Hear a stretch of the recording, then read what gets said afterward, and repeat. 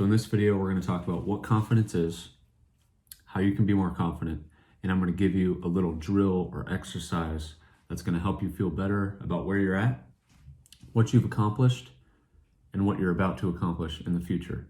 If you're new here, welcome. My name's Tyler. I started the Consistency Compounded project. And over this project, we're going to prove the power of long-term commitment and staying consistent every day towards your goals. Make sure you subscribe. 2 videos a week, Wednesdays and Saturdays at 8 p.m. I do some vlogs on the weekend too to give you a little behind the scenes and what goes on in my life in Europe. So what is confidence? I like to tie confidence directly to success, and it's the feeling you get of predicting a successful outcome. So before you're about to do something, you're predicting that you're going to succeed, and therefore you feel confident. That feeling is confidence. And it's a little bit of a paradox because you need a little bit of confidence to succeed, but then success brings more confidence. So how do we hack into this feeling of confidence? Well, you need to be successful. You need to have some success. The really good thing is that you get to decide what success looks like. You make the rules. This is a competition between you and you. Confidence is literally just all in your head. Like, it has nothing to do with anybody else. So that's the good thing. If you're struggling with some confidence, it's probably because your expectations are too high, or your goal is too big, or you want it too soon. Adjust your goal from hitting a home run in your at bat to seeing the pitch. Did you see what pitch it was? It's the same length of time, one pitch in one at bat. If you were measuring a home run and you didn't get a home run, you feel bad. But if you were measuring just seeing the pitch, you're going to gain a little bit of confidence if you succeeded. Little wins.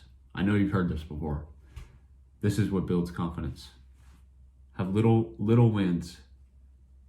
And if you don't succeed on a little win, it's not going to take you down. It's not going to tank you. It's just going to take you down a little bit. So little wins and little losses look like this. This little graph thing, this invisible graph that we're working with, this is the confidence graph. It's going like this. Yeah? You got me?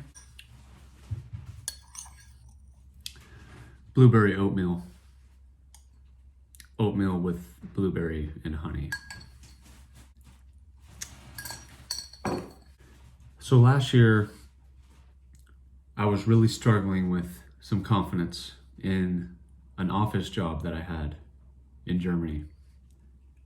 It was the first time, or it felt like the first real time that I didn't have baseball to support my character or my appearance or how people perceived me. So I was walking into the office in human clothes, not in office clothes, not baseball gear. I wasn't a baseball player, I was just a person working in an office. And so it caused some identity questions, I guess. I was trying to figure out who I was without baseball to define me. It could be freeing. You could be like, I could be anybody. Or it could be confusing and a little scary. It made me question who I was. It made me question my values and my skill sets and the things I've developed as a leader and all these tools that have come from playing a sport for so long and playing competitively and learning how to win. Eventually, I was just so tired of feeling this way that I said, this can't be right. It's not like all the things I've done have gone to nothing. All those experiences and all those successful reps in the past, being a leader on a team for many years, winning many games, having insanely hard workouts and challenges along the way. All those experiences don't just disappear. Just because you're not in baseball clothing doesn't mean those experiences and feelings and lessons that you learned don't go with you when you transition into another stage of life. So I understood this, but I didn't feel it yet. So I wanted to figure out, how can I trust myself again? Confidence is trusting that who you are and what you can do is good enough to accomplish whatever you're trying to do. So I thought of an idea. Take a piece of paper or on your computer or something, whatever you want to do on your phone, and make a list of any of the past successful reps that you've had, whatever you want to measure. You just need some proof that you have what it takes to get the job done. For me, I was struggling with the idea of, do I know how to lead? Do I know how to win? I took a list and I started writing down every team I played on and every championship we won. And I took the concept of being a leader and winning, regardless of setting, and said, do I know how to do this? And then I looked over my life and I said, here's an example, here's an example, here's an example, here's an example. And when you have them all in front of you, you can say to yourself, do I know how to do it? Yes, it's right here. And then you will feel confident, I promise. I promise. You have proof. Look, you can do it. You've done it before. You don't have to flaunt it out and flash it to the world, but carry it within you and feel good about it because you earned it. You literally earned it. So why not use it to your advantage? If you don't have something that you're successful at in the past, look harder, because you do. It might not be a championship or leading a team or anything like that. It could be anything, because you did not live your entire life up to this point and not do something you're proud of. I know it. Keep that list. Keep it close, refer back to it when you have to, because it's never going to go away. Everything you've accomplished in the past is not going away.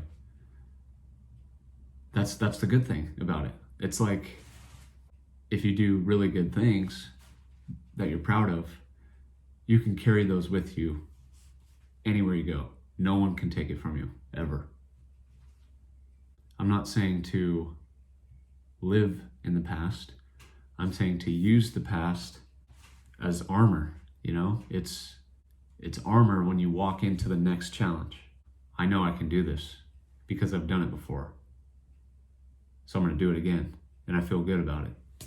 Whatever challenge you have in front of you, draw the connections between what you've done and the underlying skills and experience you've developed into the current situation. It's all the same stuff. We can only do so many things as humans that it's all applicable. Change the cover and look into the core meaning of each experience. You can find what you need. The tool you need from this experience will help you in this experience. It's all the same stuff. And when you realize that, you'll feel much more confident when you go into your next challenge. And confidence is definitely a tool you're going to need if you want to accomplish things over the long term. The difference between someone that's confident with their abilities or someone who's going to succeed over the long term is how they bounce back from a loss. So respond quickly, follow up with a win immediately after a loss, and you'll be in a good position to accomplish what you want to accomplish over the long term. I'm eating breakfast right now. So if you're not feeling confident right now, it's because your definition of success is too challenging for you at the moment. No need to fret. Just change the definition of success and you're going to feel much more confident. Simple. Simple, fix all. The Confidence Scoreboard. That's what we're going to call this. The Confidence Scoreboard. Wins and losses. As long as wins is more than losses, you're going to be confident. The good thing is you get to decide what the wins are. You get to decide what the success looks like. You define it. This has nothing to do with anybody else. It's all in your head. Like pretty much everything else. It's all in your head. If you don't feel confident, take the big goal you have, make it smaller, succeed, make a hash mark on the wins column. Confidence, slowly but surely, consistently over time, you're going to be more confident. Hope this helps. I really do. I hope you can use this simple change in your mindset to get one step closer to your long-term goals, because you're going to need it. You're going to need confidence. People can feel it coming out of you. They can feel it when you talk to them, when you present your ideas. So use it to help you and go get them, all right? And for those of you that are really stubborn and say, oh, I can't find anything that I'm proud of, or I can't find anything that I've succeeded in the past. If that's the case, then be so fed up with yourself that you've sucked up to this point that you've had enough. You've had enough. And say, that's it. I'm done. I'm changing right now. And I'm tired of it. I'm tired of it. So from this day forward, this moment forward, I'm just going to be better. Some wins. I'm going to start succeeding. Start with small wins, go from there, and be proud of it. It's my 2 cents. Simple exercise, big impact. And once you've decided that you're confident and you see your past success, then just go into it having fun. Who cares, dude? Who cares what happens? Just give your best effort. You ain't nervous, you're just excited. Have fun with it. You never know what could happen. So, wouldn't you rather do it having fun, regardless of what happens, instead of doing it and not having fun? If you're gonna do the same thing, you might as well have fun doing it, right? Pretty simple. Little PB&J action for you. These things are so small, I've already had like 50 of them in the first week. You wanna be more confident? Eat more peanut butter and jellies. That's the real secret. Okay, this is probably the most important piece. Just because you have past success doesn't mean it's just gonna happen again, okay? You know what you have to do. And just because you did it before doesn't mean you get to skip all the hard work to do it again. You just have a leg up on somebody who hasn't done it before because you know exactly what you have to do. Don't use this as a reason to be complacent or to take your foot off the gas pedal. Use it as a confidence drill. That's it. Use it to feel good as you go into your work, as you get into the hard work of what it takes to accomplish what you want to accomplish. It's not a free pass, it's just a blueprint. You have the blueprint. Someone who hasn't done it before doesn't have the blueprint. They can learn it, but you've done it before, so do it again. But you gotta put in the work still. You just know what to expect, and that's a big piece to this. Do what you have to do.